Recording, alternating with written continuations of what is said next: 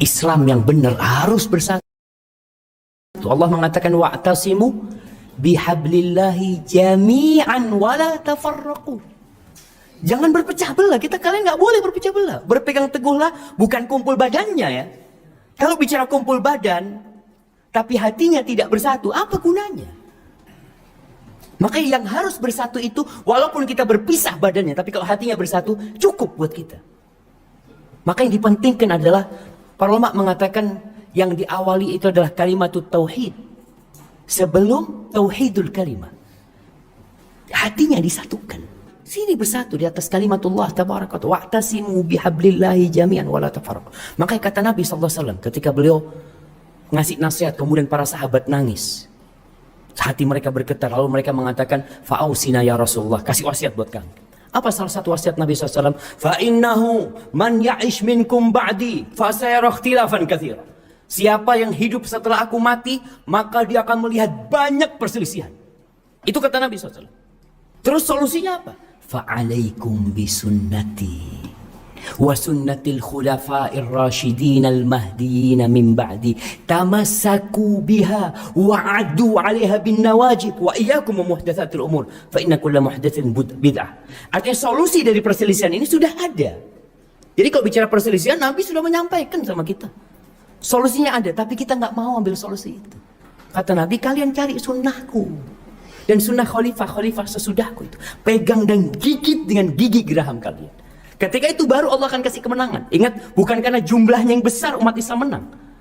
Kalau baca sejarah, selalu kemenangan itu jumlah umat Islam lebih sedikit dari jumlah musuh. Makanya kalau ada orang-orang yang berpisah dari barisan umat Islam, seperti yang kejadian perang Uhud. Nabi SAW berangkat dengan 1000 orang, 300 orang kabur. Orang-orang munafikin. Ada orang-orang munafikin. Di tengah umat Islam pun, untuk bikin nggak ada orang munafik. Mereka yang hanya mau bersenang-senang jamaah. Kalau susah mereka nggak mau memikirkan umat Islam.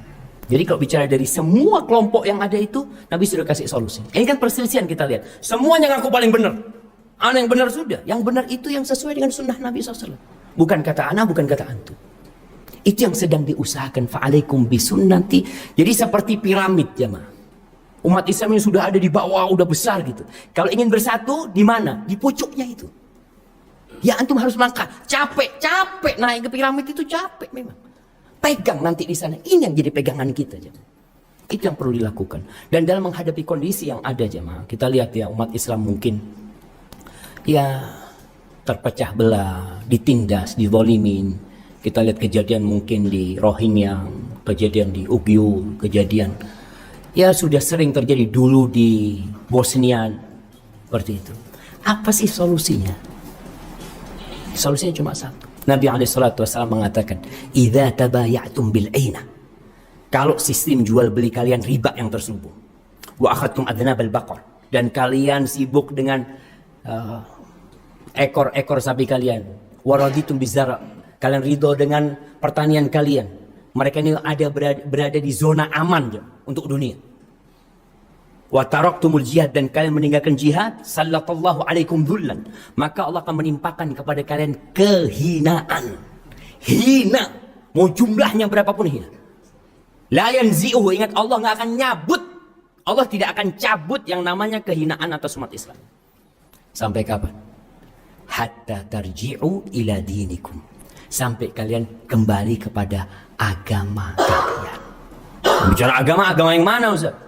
Islam macam-macam sekarang. Ya agamanya Nabi Muhammad SAW. Seperti yang diamalkan Nabi dengan para sahabatnya itu. Mungkin seperti itu memang yang terjadi. Soalnya kalau enggak ya akan terus berpecah belah. Enggak mau disatukan gimana sama antum?